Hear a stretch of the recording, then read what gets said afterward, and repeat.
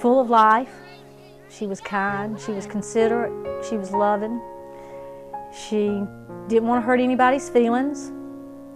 She loved everything. She listened to country music, she listened to rap, she listened to rock, she would listen to classical music. She was pretty much rounded for a 19-year-old and had really what she wanted to do. She had it kind of mapped out, what she wanted to do with her life.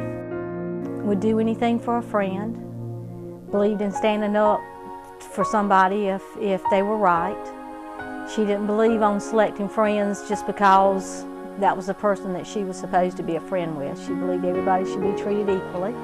Oh, I could just go on and on and on. When she got sick, she had come home for her 19th birthday. Came home for the weekend to go out with some friends and was a little bit tired, but she had been going through some things at school, exams and some sorority stuff, and was here not quite a full day when she developed back pain. Went to the emergency room here in Hartsville.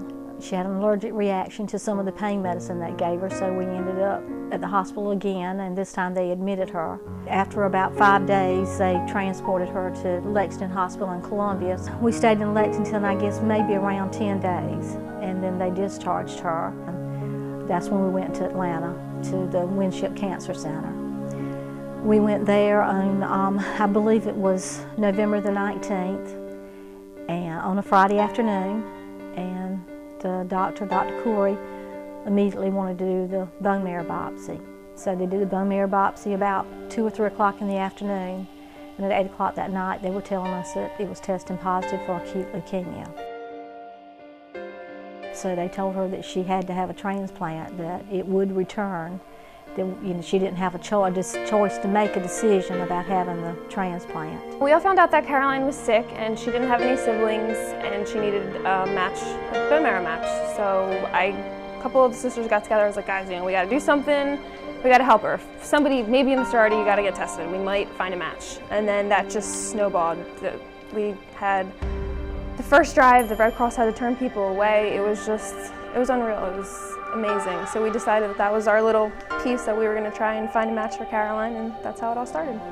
And we were in Atlanta and we were getting phone calls from everyone finding out about what was going on, and Caroline was just so humbled about people that she didn't know, that not just her sorority sisters or people that she knew from the college, but people from the Columbia area and other areas of the state that came to the USC and put their name on the registry. Everybody else that's looking for donors just has to hope that one pops up, and I had people actually going out and, actively looking for one for me, so it was really nice. She said that these people that she did not know had taken time out of their schedules to come and try to help her overcome this illness. There's no words that I can say what it means to our family, because in a way it makes us feel like that this is helping Caroline live on, that she is not being forgotten, and that her death was not in vain, that some things are being done that someone else can be helped. There's nothing that is as helpless as watching a child that is sick, or an adult that is sick, that you know that there's help for, but you can't reach out and you can't grasp it. And that maybe that one person that's walking on the street that says, no, I don't want to be a donor, he or she may be a perfect 10 match for someone, that they can save someone's life, regardless of whether you're 5 or 10 or 20 or 50. That might be someone that you can help live a longer life, and it's such a simple procedure, and it wouldn't be that complicated to do. To me, it's a no-brainer. After going through it, it's a no-brainer. I mean, I'd do it again in a heartbeat. The stem cell donation process is so simple. All it is a simple cheek swab. It's a matter of taking a day of your time out.